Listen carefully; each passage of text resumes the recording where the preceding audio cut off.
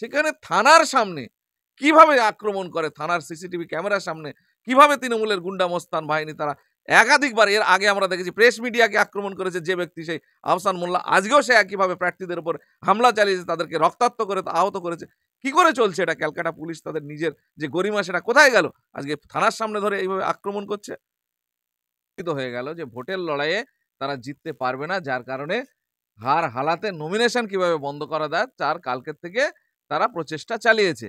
এখানে পুলিশ কিন্তু একটা নেগেটিভ ভূমিকায় প্লে করেছে একটা অংশ, সবাই বলবো না।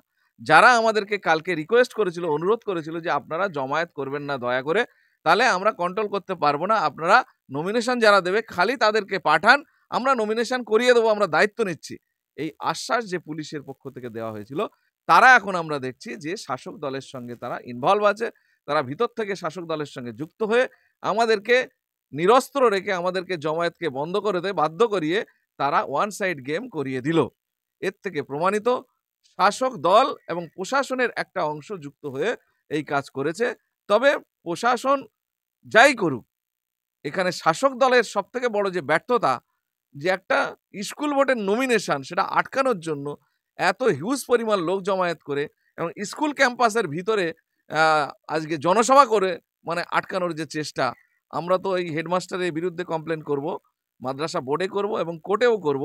আজকে নমিনেশনের ডেটে একটা শিক্ষা প্রতিষ্ঠানের বিষয়ে ভিতরে রাজনৈতিক দলের সভা এবং সমাবেশ করার অনুমতি কিভাবে দিল, এটা নিয়ে তো আমরা ওনাকে তো ছাড়বো না এক নম্বর।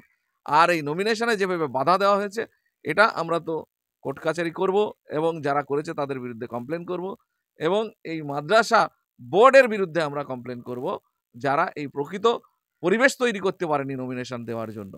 একটা স্কুলে নির্বাচন হবে, শিক্ষা প্রতিষ্ঠান, গোটা পশ্চিমবঙ্গের শিক্ষা ব্যবস্থা আজকে বেহাল দশা। সেখানে আজকের একটা শিক্ষা প্রতিষ্ঠানের নমিনেশন আটকে কি বোঝাতে চাইছে, কি গায়ের জোর দেখাতে চাইছে? মস্তানি দিয়ে রাজনীতি করতে চাইছে। এখন শেষের বেলা গা বাঁচানোর জন্য দুখানা বোম চার্জ করে এখন আইএসএফ এর নামে দোষ। আইএসএফ এর লোক একটাও বাইরে যায়নি।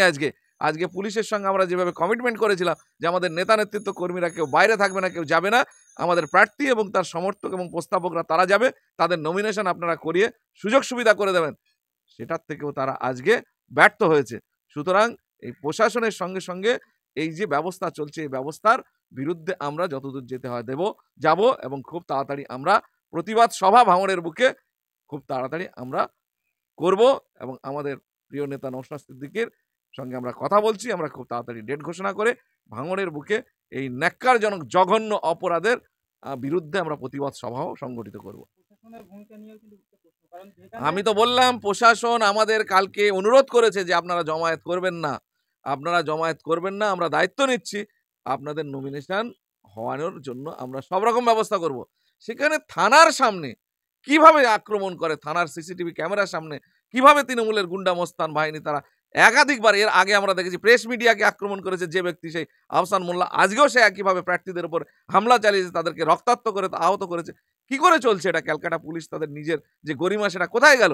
আজকে থানার সামনে ধরে এইভাবে আক্রমণ করছে। নক্কারজনক ঘটনা, এই ঘটনার তীব্র নিন্দা জানাই, ধিক্কার জানাই এবং যারা এই অপরাধ করেছে অবিলম্বে তাদেরকে মানে চিহ্নিত করে তাদের বিরুদ্ধে আইনি ব্যবস্থা মাধ্যমে তাদেরকে সাজার ব্যবস্থা করতে হবে। আমরা এই দাবি করছি, যদি না হয় তাহলে পুলিশের বিরুদ্ধে কি করতে হয় সেটাও আমরা করব। এখনো থমথমে ভাঙড়, কারণ এই মুহূর্তে দুটো বোম চার্জ হয়েছে, অভিযোগ করতে আইএসএফ ধমকি দেয়। ওটা তো ওরা নিজেদের এই সকাল থেকে যা তাণ্ডব চালাচ্ছে, এটা বেআইনি কাজ করছে, এটা নমিনেশন আটকাচ্ছে, তারপরে হচ্ছে গিয়ে ওখানে স্কুলের মধ্যে বেআইনি জমায়েত করেছে, সভা করছে, এগুলো সবগুলোই বেআইনি। এগুলো থেকে কিভাবে বাঁচা যায়, কিভাবে নিজেদেরকে আড়াল করা যায়, সেই জন্য নিজেরা বোম মেরে আইএসএফ এর নামে দোষ দিচ্ছে। আইএসএফ এর কোনো সমর্থক, কোনো মানে নেতৃত্ব আজকে কোনো রাস্তাতেই ছিল না, কোথাও নামিনি। কেউ দেখাতে পারবে না যে আইএসএফ এর কর্মী সমর্থক নেতৃত্বরা রাস্তায় নেমে এই নমিনেশন করার জন্য জমায়েত করেছে। আমরা কালকে পুলিশকে কমিটমেন্ট করেছিলাম যে আমরা জমায়েত, আপনারা যখন বলছেন, অনুরোধ করছেন, আমরা জমায়েত করবো না, কিন্তু নমিনেশনটা যাতে হয় আপনারা দায়িত্ব নেবেন। পুলিশ সেখানে এই তার ব্যর্থতা এবং যারা আমাদেরকে কমিটমেন্ট করেছিল, আমি বলবো যে তারা ভেতর থেকে শাসক দলের সঙ্গে যুক্ত আছে। আমি তো বলছি এদের কঙ্কাল চেহারা বেরিয়ে গেছে। এই নির্বাচনে হাই মাদ্রাসায় স্কুটিনি করলে দেখা যাবে যত ছাত্র পড়ে তার 90 থেকে 95% সব আইএসএফ এর পরিবার বা আইএসএফ এর সমর্থকের ছেলে মেয়ে পড়ে, যার কারণে ওরা হিসাব করে দেখেছে যে এই নির্বাচনে